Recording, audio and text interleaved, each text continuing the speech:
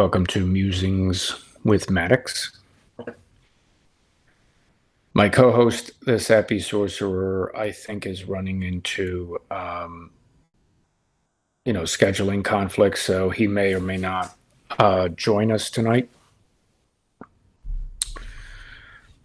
But we'll do what we can to get through this show if he is unable to join. So today is about Martin Scorsese Part 2. And the reason we did a Part 2 was there was a lot of coverage of Scorsese's background, I think in the 70s and early 80s, and there's clearly a lot more material in movies and decades. I mean, he's still making movies to cover. And one of the ones I wanted to really look at that was a moving movie. Sappy's good with this, 1990 or 1991, Cape Fear, which was a remake from not sure when, decades earlier, with Robert Mitchum, about a man who believes he was wrongly prosecuted and convicted, spending 18 years in prison from a lawyer who didn't fight hard enough to free him. And he does whatever he can to, exact that vengeance. Played by the attorney Nick Nolte, who does a heck of a job. He has his family's just trying to get along, and then this man walks into his life, who he completely forgot, and is very, very careful in not breaking the law. He was stalking Nolte and his family, just kind of outside of borders of the home. I remember there was like fireworks going on, and he was just kind of sitting in a driveway, clearly sending a message that I'm here and I'm watching you. Another one was he was in the theater, laughing very hard, trying to draw attention. And, the intensity played by Robert De Niro was unbelievable. I think he had to get into really good shape. I think the last role he did before that might have been 10 years earlier or so, with Raging Bull for the boxer Jake LaMotta. And it's just incredible in how actors are able to focus. They have a project they need to work on, and they might work with trainers, but ultimately they have to put in the work, the diet, the exercise, whichever, to have the look. And so he looks quite impressive, quite intimidating in there, and that's the point. But it was really interesting, like really intense in how he was infiltrating Nolte's life, trying to drive him crazy, even to the point of Nolte trying to hire a bunch of thugs to beat him up, to kind of scare him off. But that doesn't work. Because he was in prison, he's well, trained, he studied law. It just seems like it's just an unstoppable machine. Finally, the movie ends with, De Niro, I guess, was trying to exact his plan of revenge, which I'm not exactly sure what it was, if it was either rape and murder of his wife and daughter, and then ultimately killing everybody. That's his revenge, this cold, revenge is best served cold, satisfaction, but that was thwarted. Juliette Lewis was his daughter, who lit him on fire, just a kind of quick thinking by using an aerosol can, so it didn't go to plan. because eventually, the movie ended in one of those stories that Nolte and his family will never forget. In character, if you know what I mean. So, okay, just some comments. Hey Matt, I remember that movie for the undercar ride. That was nuts. Yeah, when he was following him, I guess just got all dusty. And I remember, I don't know if you did. They did a parody of it with Sideshow Bob and The Simpsons, which was funny because I think he was trying to go after Bart Simpson. I forget whatever how Sideshow was wronged. So, but and then I understand Cape Fear has another remake. I think on one of the streaming channels is oh my god, isn't I don't know if it's Javier Bardem. I'm trying to tip my fingers. A remake of a miniseries. So the next movie, and this might be a little shorter this session. We'll see how we go. Because I'm just focusing on the movies that I sort of responded to. Of course, there's it's the Scorsese's just a. It seems like every one of these movies really left its mark. I'm not exactly sure if they did well at the box office, but critically, definitely acclaimed. Got some of the best actors, in the business doing this work. The team behind him, the writers, editors, cinematographers. But the second movie, I kind of jokingly think of as Raging Bull Part 3, which is Casino, 1995. And I just say that because it's kind of, it's a mafia. Uh, it's definitely focused related on the mafia, where Raging Bull that was kind of in the background where, LaMotta, the boxer, his life and how he lived a very violent and aggressive lifestyle, just an up and comer, and the mafia was involved there because they controlled. It looks like the organization that would, on who gets, who fights who, the promotion. That's what I'm trying to say, and who gets a title shot, and in that instance, which I think was a true story, LaMotta at first did not want to, um, what do you call it, throw the fight by just kind of making like he was essentially going to lose by the other fighter. So, because there's sports betting going on and they want to make money. Eventually, he took the fall in order to get the title shot. And, I think he felt really bad about it, but that was just the only way. So they were kind of in the background, the mafia, but it was really about, his struggle, meeting his wife, which he was violent against her. And Scorsese was not shy about showing that. Which, some of these scenes can be gratuitous, but that's the point of cinema. It's reflecting really what's going on in the world and in relationships.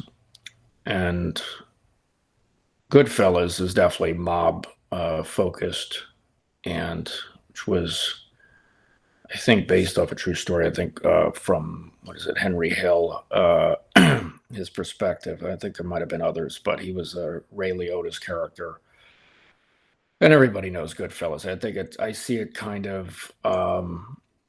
I don't know if it's still thought that way because Scorsese had such a long career, still does, but certainly I thought of it as a signature movie. Just I don't even know how to describe any kind of downsides to the movie, but Matt says Snow Crash by Neil Stephenson is mob focused. I don't know anything about that. Is that maybe you can let me know more about that movie? But Goodfellas had De Niro again, which it clearly Scorsese loved working with De Niro, which I think we talked about it last time. Did a number of movies already. I think Mean Streets. Oh boy, was it King of Comedy? I didn't see that. I want to see that. Raging Bull. I might be missing some others. Cape Fear, which I think was either the year. It might have been the year after. That's the book written in 1992 that invented the metaverse. Oh wow, I'll have to check that out, Matt. So I probably saw Goodfellas so many times, and it was just like about I think it was showing the perspective of Leota and just how he was trying to break into the mafia. Um, it always seemed like he was an outsider though, and maybe that was the intent, but that was just my perspective.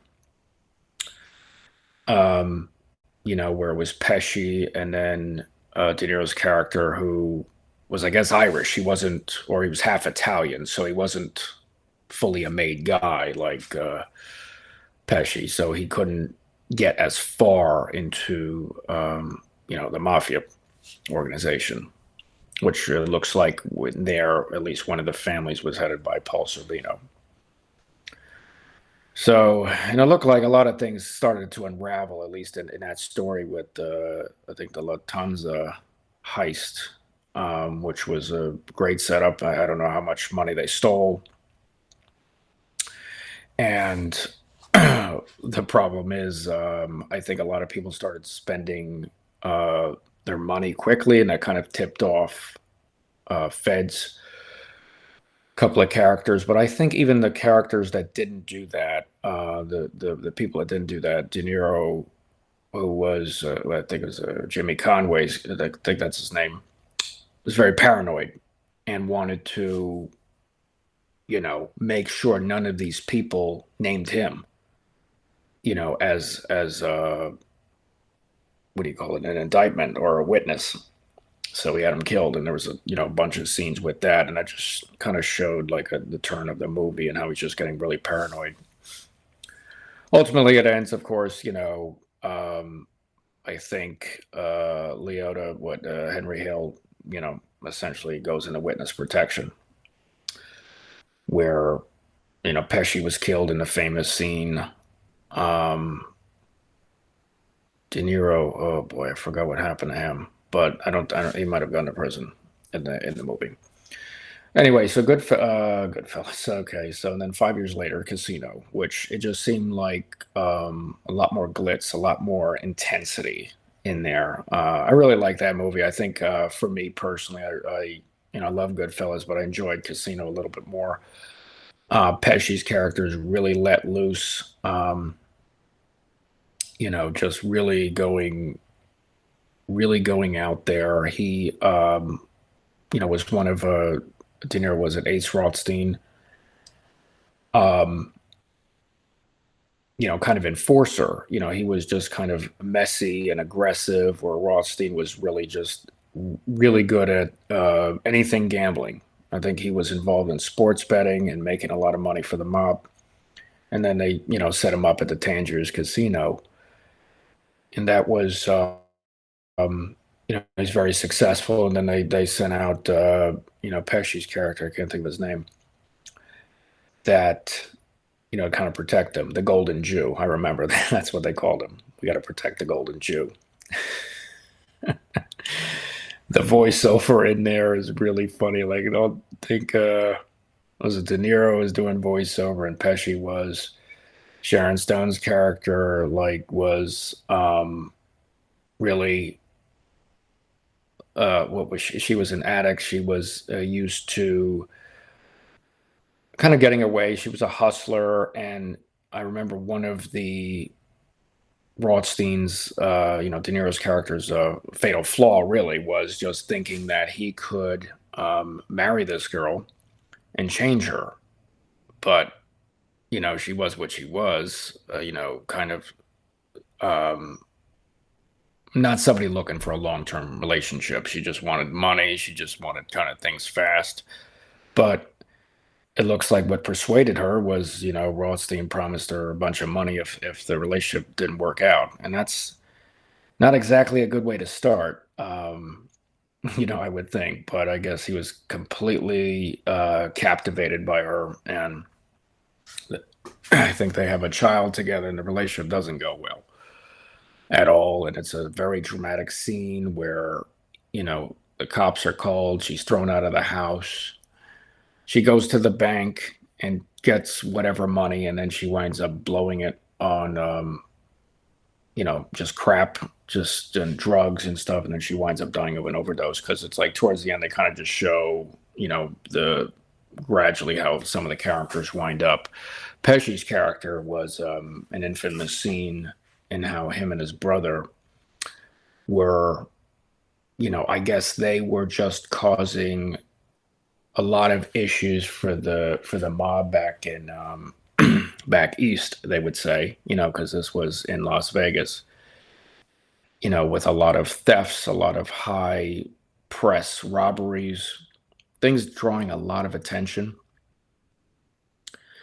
And they didn't like that so much. So they had basically his friend and colleague, Frank Vincent's character, his name Frankie in there, which we talked about last time, and just and how there was kind of a dynamic in those three movies: Raging Bull, Goodfellas, and then Casino, and then the Sappy sorcerer, had explained that they had a comedy routine beforehand, I guess in the 70s or whatever, which is, I can't even believe how funny that is. I mean, that, because the bit with the shine box in Goodfellas is just classic. So just clearly they had comedic timing together.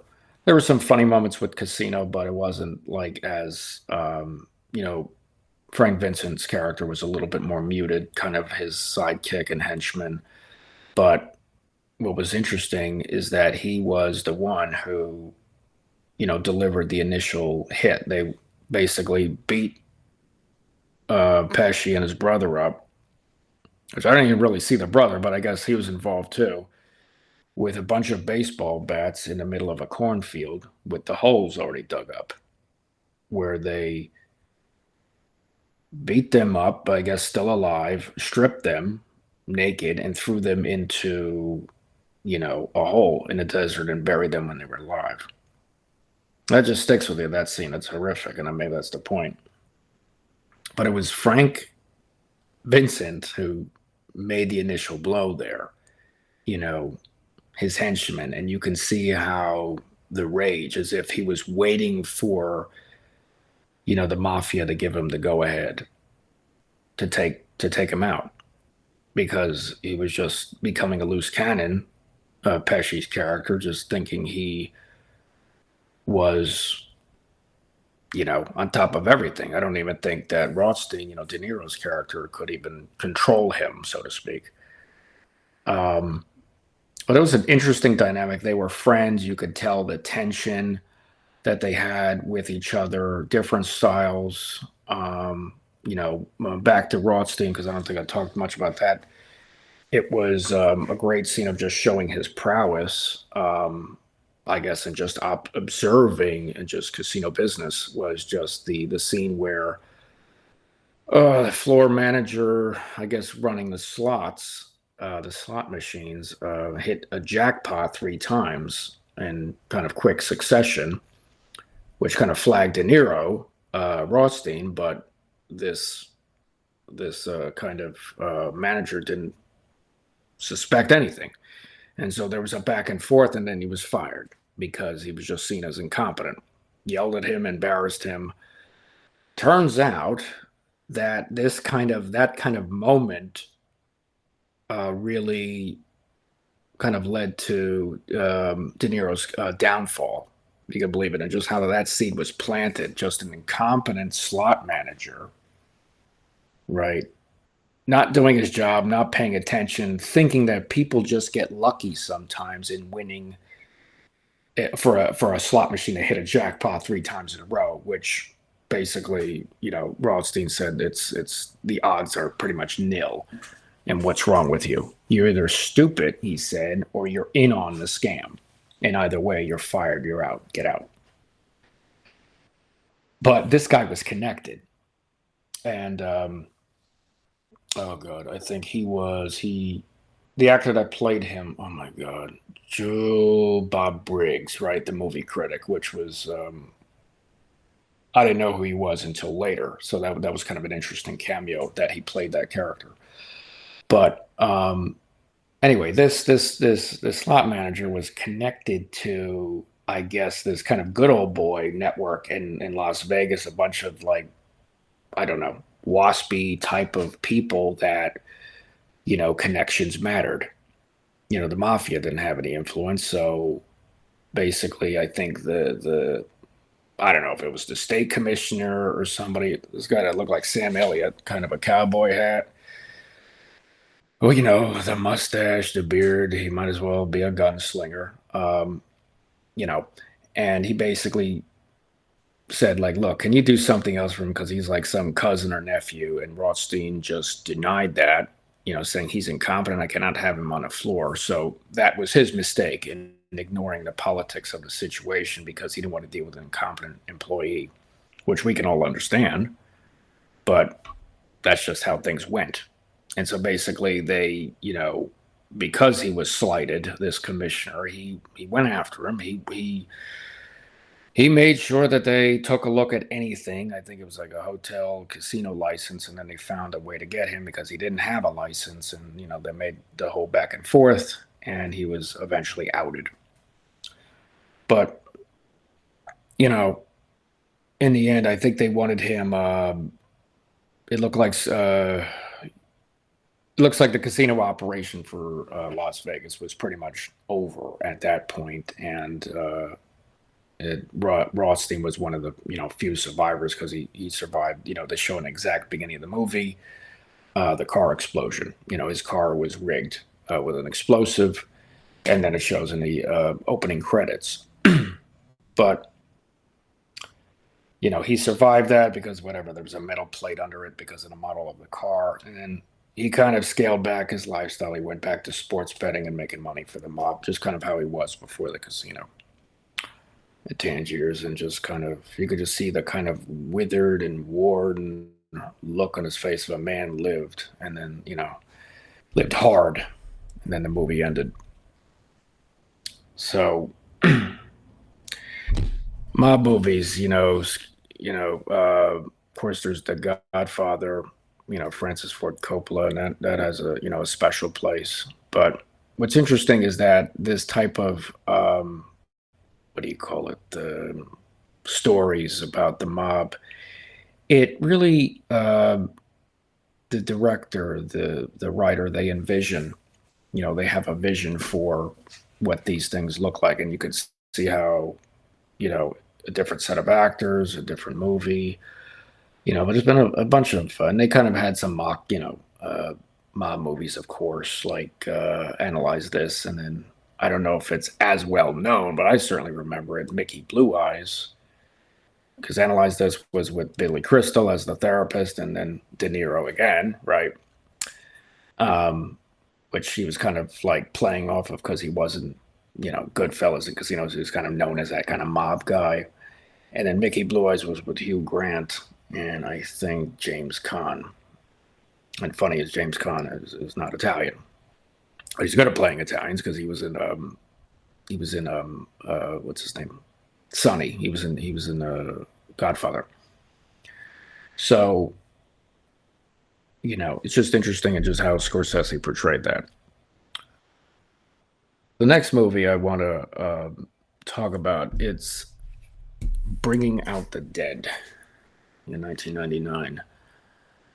Uh, Again, I don't know how well known the movie is. I mean, I'm sure people obviously know it, but it was about a paramedic, Nicolas Cage, and man, I just like I know Cage has been making movies the last several years that some of them are kind of you know not so great. He's just trying to make money. But he's an actor. I don't care, whatever. But he had a definitely a good run in the '90s. What did he have? He had Face Off. He had Con Air. Um, oh God, there's another one. I can't think of another one, but he's definitely an action star. And you know what? I think he's in the Coppola family actually, and I think he changed his name so he can kind of make it on his own. The Rock. Thank you, thank you. I was thinking about Sabak. You know, yes, The Rock with Sean Connery and, and Ed Harris. Oh my God! What was it? What was it? There was a scene in there. Um, what the heck did Connery say? He's like, "Winners get to fuck the prom queen," and trying to kind of slight Nicolas Cage, who's Stanley Goodspeed. I remember what kind of silly name is that? He's like, well, my wife is the prom queen. Kind of like, here, take that, you son of a bitch. So that was a great energy. Connery, who is obviously most well known for James Bond. But he just had that kind of Scottish charisma. Anyway, so bringing out the dead. With Scorsese's work there. I swear to God, I think Nicolas Cage has had like bags under his eyes the whole freaking movie. Oh my God, he was just like, look, tired. I don't know what he did to get in the role, and maybe he was literally and deliberately not sleeping much to kind of have the look. He was looked pale, he looked ghastly, but despite that, he was still competent. He was a competent paramedic. He knew what to do. He knew how to resuscitate and rescue.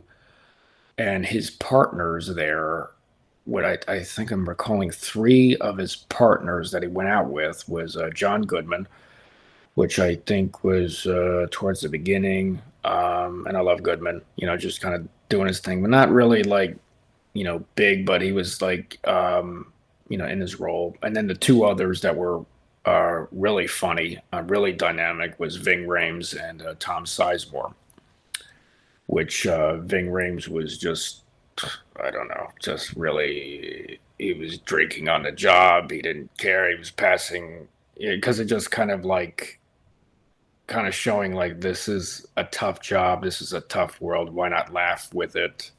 Enjoy ourselves. He kind of, was talking about God and Christ and flirting with the dispatcher and whatever. And it's just like his character contrasted with Cage was just a really funny duo. And I think it was wound up he got really nuts, Rames, and he wound up overturning the vehicle, the para, because he was drinking. He was just wild. He wasn't paying attention, and Cage gets out. He gets out of the ambulance, and he's just laughing hysterically, and says, "I quit." And he's been trying to quit the whole movie, but he's always talked back into it by his commanding officer or somebody else on the job. So it's just, but in that moment when it's just like everything is just going wrong, and you can totally understand that hysterical laugh, of just really going off the rails. What am I doing in my life? This is ridiculous. Life's absurd, because you kind of go on these adventures, and he's trying to save people, and a lot of times they don't make it, and makes you wonder if 911, it's just a lot of it. This was in New York, and I have no idea how emergency medicine works.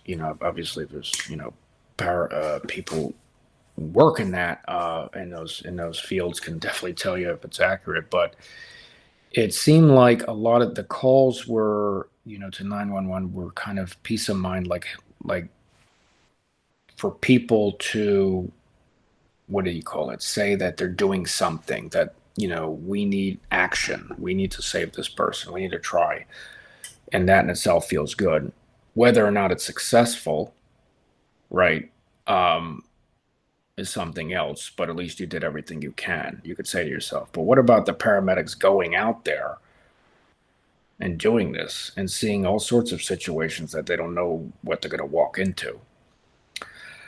Um, and in the movie, in Bringing Out the Dead, it really followed. There was another, the plot of him following Cage following Patricia Arquette and her character, where her father just died in the beginning of the movie and was, what do you call it, shocked or defibrillated several times.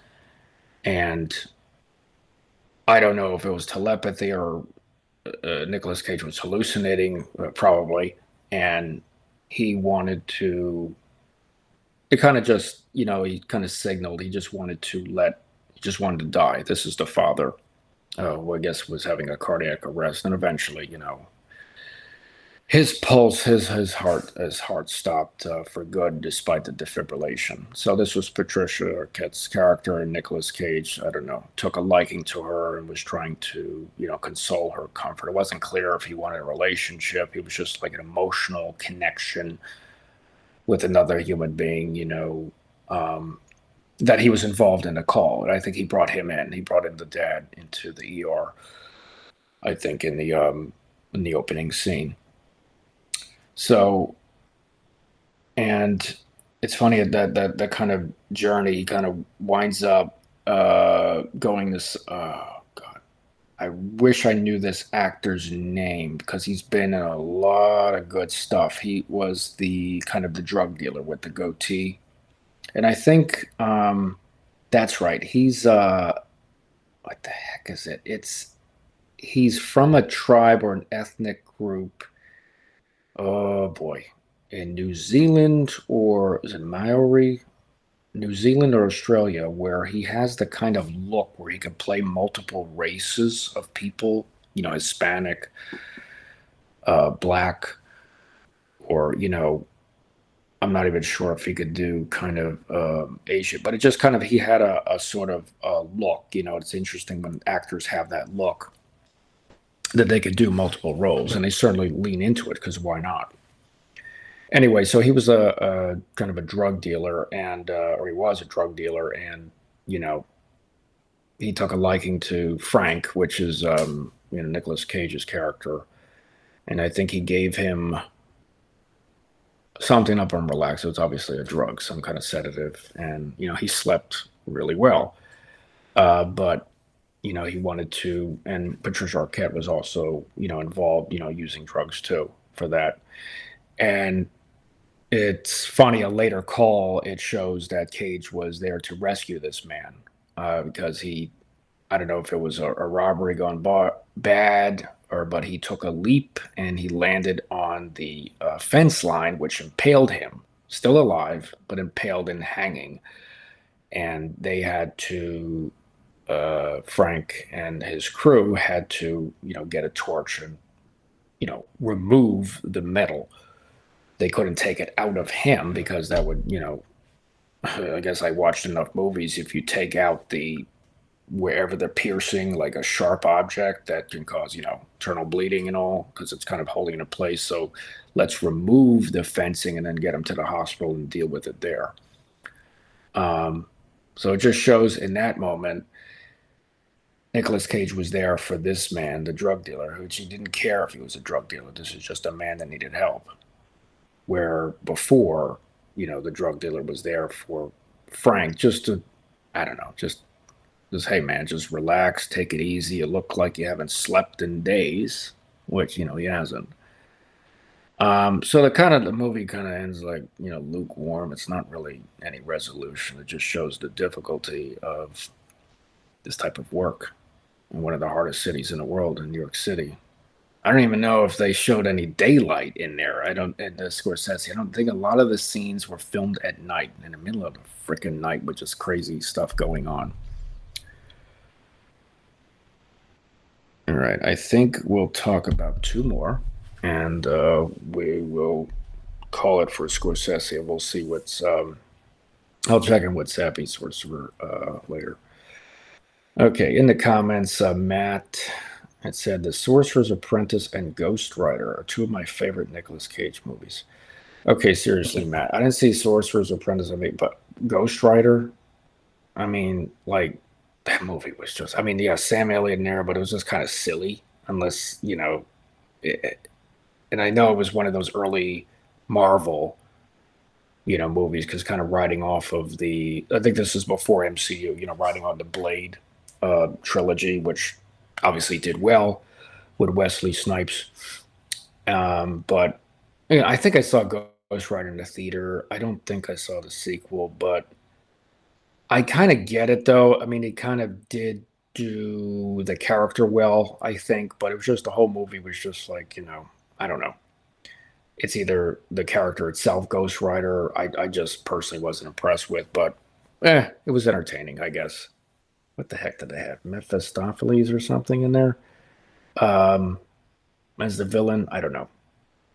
Because Ghost Rider just, what?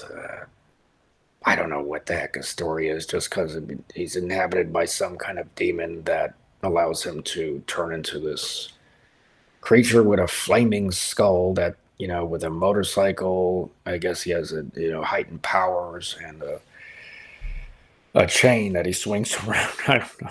But anyway, but thanks, Matt. But Nicolas Cage, I mean, we got to admit, he's definitely had a mark. And I know Sappy, he likes Snake Eyes. He likes that movie.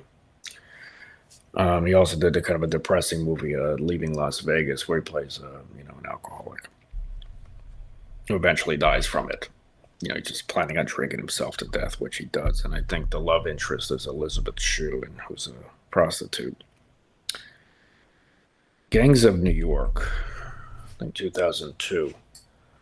Great movie, ensemble cast. Daniel Day-Lewis. I think this was the first one that I personally saw him in. Obviously, man's been acting.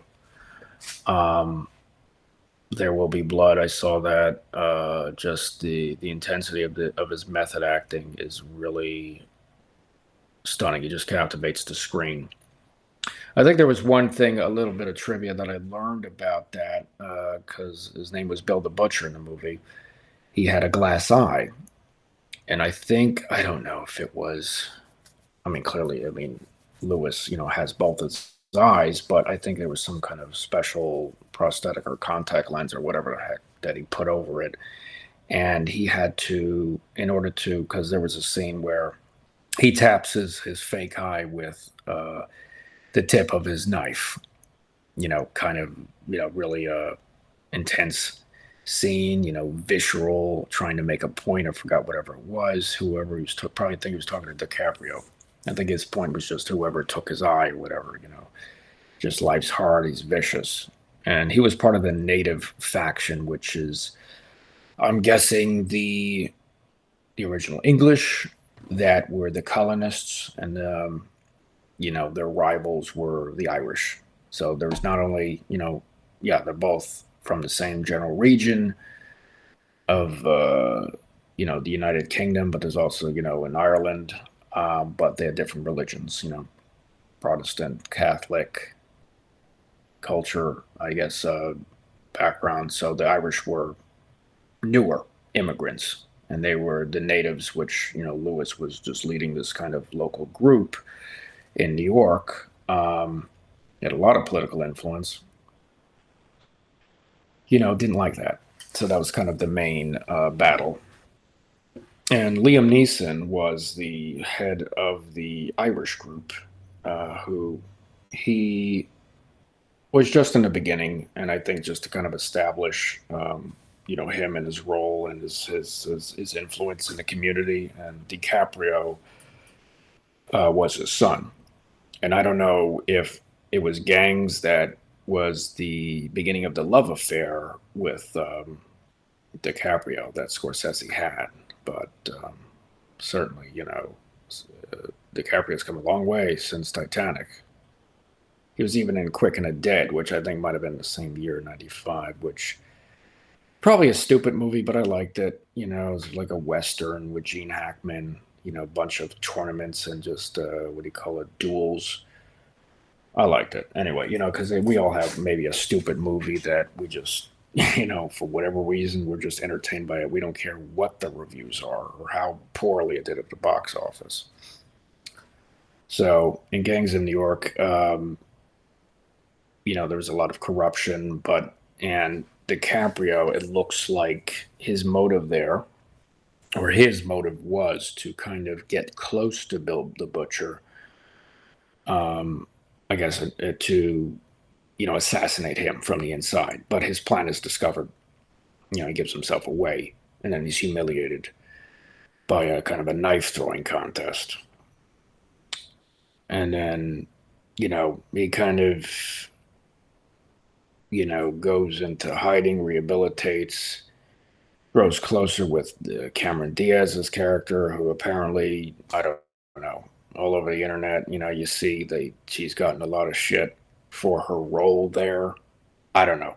I mean, I guess it wasn't done as well, or her accent, or her performance, whatever. I don't know. I mean, it didn't have that kind of effect on me, but I guess some kind of purists had an issue with how she did the role. I thought it was it kind of added that tension, and the push and pull to show a little bit of the other side of DiCaprio's character, who was a young, tough man trying to make his way, whose father was legend in the community, and like a lot of angry men, you're just trying to you know find mentors, and there's women there that you try to bond with, that you might have a similar um, background. And I think she was Irish too. And that's it. I think people had a problem with her Irish accent, whatever. But I mean, I think she has an American accent. I mean, she's American. Um, but anyway, so they kind of were involved there, and I think they stayed involved through the end of the movie, which was kind of a brawl between. It looked like, I don't know if they had the U.S. military, they had the Irish, they had which I think was led by DiCaprio at that point, and competing against just with no guns, just fists and chains and bats, baseball, wooden sticks to just kind of fight it out, kind of how they did in the beginning of the movie. Just how brutal, right? I mean, is that really how we solve our differences sometimes? It seems like, right, when people find that violence is the only answer. So that was, and these movies, I think that with Scorsese, they're long. They're long, I think well over 2 hours, which, it's funny. It was with movies talking about my wife with it. I don't know what the heck with it. I always thought movies were just like, 90 minutes. That's just kind of what I had in my mind. But, she's like, what are you talking about? They're usually like 2 hours. So I'm like, 90 minutes? That wasn't, since years ago. And 90 minutes are usually kind of animated movies or comedies, things, there's not as much to develop or whatever. But yeah, they're definitely over 2 hours, sometimes two and a half. Scorsese's movies. Yeah, there's a lot of story that has to be developed, and a lot of rich characters in there that each have their perspective. They're not just fill-ins there. All right. Last movie I want to talk about. If anybody else has any in the chat that you want me to discuss, fine. But I think we're just going to end on that because I could do Wolf of Wall Street. Let me do that one too. I love that one. Okay, two more. Okay, folks. Looks like we're using this time anyway. The Departed. So this was, another big cast. Matt Damon, Leonardo DiCaprio again. Jack Nicholson, which he's playing an Irish mob boss, which to me seemed to, it was Nicholson, but it was just a little different. So it was just interesting to see him in that role. Mark Wahlberg. And the story was just kind of like, the Irish mob in Boston. And I think a secret, or not a secret, a special unit I don't know, whatever, the Boston police or FBI, I don't know what the heck, it might have been FBI, wanted to infiltrate the organization, which was very good. The mob organization was very good at, finding out rats. So DiCaprio's character was kind of lived a very rough upbringing in Boston, and he, applied to become, police officer and all of that. And I think through his work, it was discovered he would do well as an undercover agent because he can play it well as a potential, guy starting in the Irish mob there, where I think there was a scene with the cranberry juice. Oh my God, that was funny. I don't know, I guess he didn't drink. He wanted the cranberry juice, and then one of these other, mob enforcers just mocking him. So the character just smashes a glass over his head, doesn't say anything, which kind of draws attention from, oh God, Ray Winston, I think, is, one of the mob guys. And that was kind of his way in, so to speak. So, and then he started getting some jobs to work. On the other side, Nicholson, is it Costello? Is that his name? I don't. Oh my God, I'm much better. Clearly, if you listen to this whole session tonight, I'm clearly better with the actors' names themselves than the characters they play, the character names. So forgive me, but I think you know what I'm talking about, at least if you know these movies. So anyway, so Nicholson had who did he plant? He wanted Matt Damon.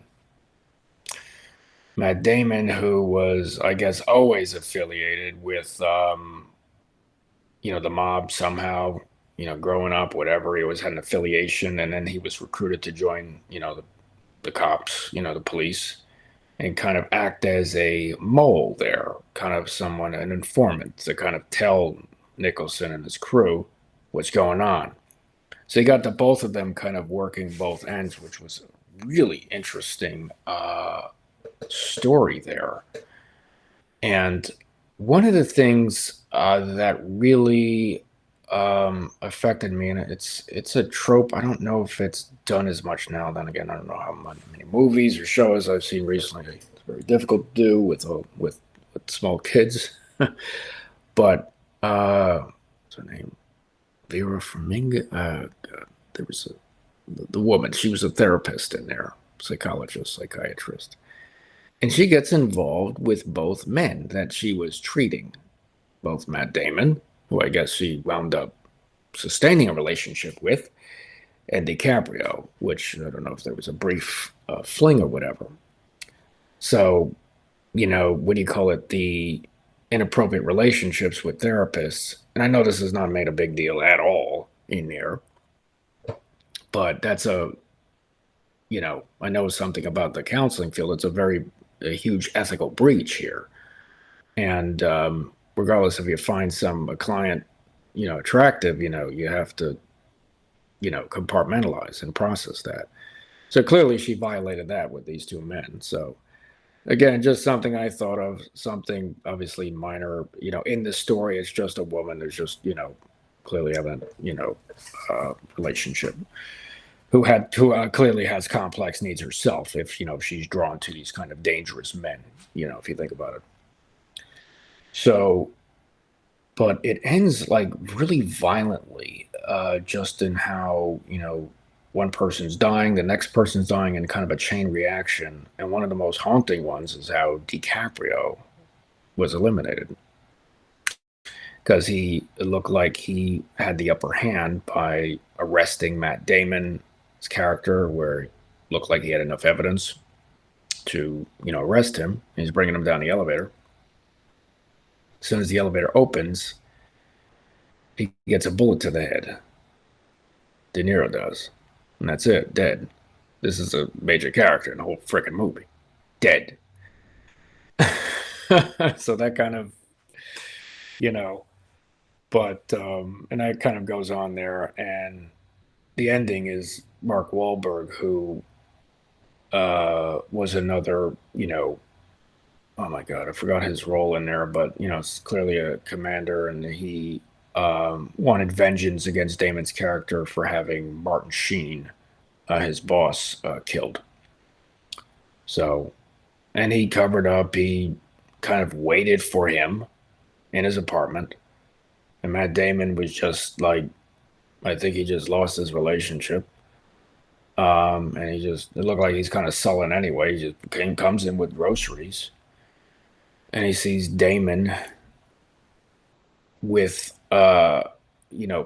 cloth over his whole body, and gloves to prevent any blood spatter or DNA evidence or whatever.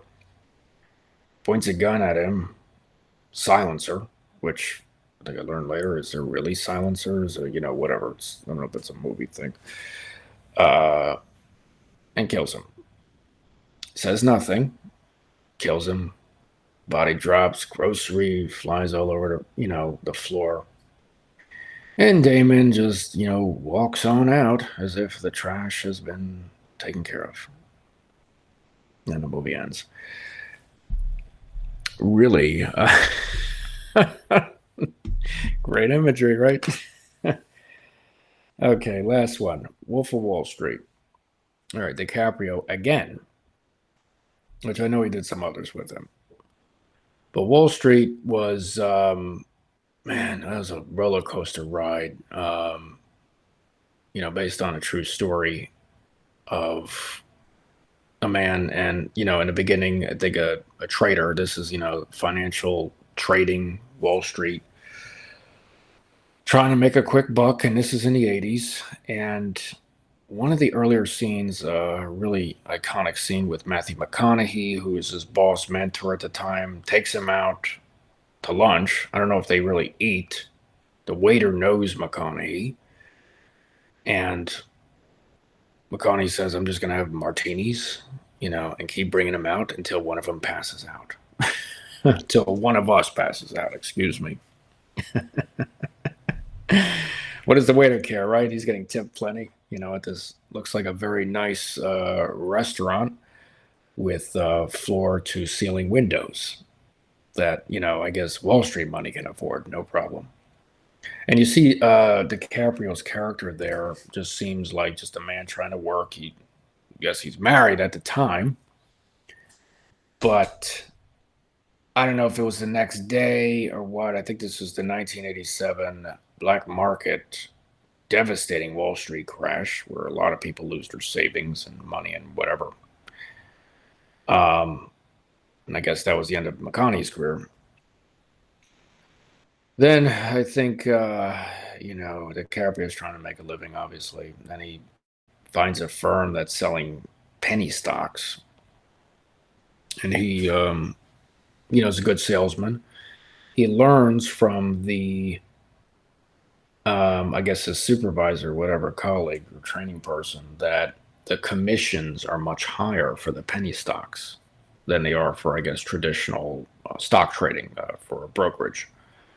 And boy, he loved that. And I think there was a scene where he basically talked to a client because just a bunch of cold calling people, which is, that's rough as hell sales, just cold calling people on a list.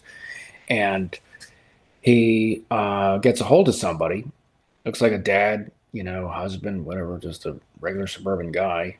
And you see the back and forth. And he's gradually persuading this man to invest in whatever, some bullshit stock that, may or may not be good, but DiCaprio doesn't know jack shit about it. All he knows is that this is the next best thing and you need to buy in now. And he gets him and then you see in the background of that scene, his colleagues are really kind of rooting him on. And then he finally makes the close. And it looks like, through that and others, he kind of builds clout and eventually he does his own firm, which he, recruits Jonah Hill, which is an amazing role in there. Funny. Oh my God. Funny. He first recruits him by saying, what is it? He makes, because DiCaprio said, I think Jonah asked him, how much money do you make in a month? And, DiCaprio said, 70,000. And he's like, well, was that a year? No, that's a month that I made. And then Jonah just stopped to smile. And he's like, you show me a check worth $70,000. I will quit my job right now. So DiCaprio does, and he does quit in a very dramatic, but oh my, it was that was funny. There was also another, what is it, a Quaalude drug scene that was old, that the both of DiCaprio and Jonah were just kind of didn't feel anything. They might have taken too much and they're dragging her ass around the frickin' out. It was just like that was a ridiculously funny scene. Also, Rob Reiner, unfortunately, the incident where he was killed by his son, that was, awful. Just can't believe that. But Reiner is in there, and I think he is DiCaprio's father, right? He barges, and he's like, "What are all of these expenses?" And it's like $40,000 worth of sides, Jordan. And Jonah Hill bullshit says like, "Oh, these sides cure cancer." And he's like, "Oh, shut the fuck up." That's what DiCaprio. But man, just the range of DiCaprio in there, and he's not just he has somebody hot on his tail. Again, I think it's like an FBI agent or whatever who eventually gets him. But because I think DiCaprio gets more and more brazen with his work, which I guess starts spilling over into illegal activities. I forgot what they were. So that is something. All right. Matt says, let me just read this. That reminds me of the Al Pacino movie, Glengarry Glen Ross, which is a tragedy about salesmen put in a situation where they have to cold call people who have already rejected the pitch. Is this the movie, Matt? I don't know if it's the clip with Alec Baldwin and Ed Harris, and he's just kind of dressing these guys down and how you don't know anything about sales. And I think it was just, I think he just had a small role in there, kind of. But yeah, I mean, if that's the movie, and I don't want to look it up right now, but that is, yeah, I think that's one of those that would be a good one to watch. Okay, Matt says yes, thank you. Yeah, it was I don't know, that was in the beginning, but that was yeah, I've been wanting to watch that one. I think that was in the early '90s.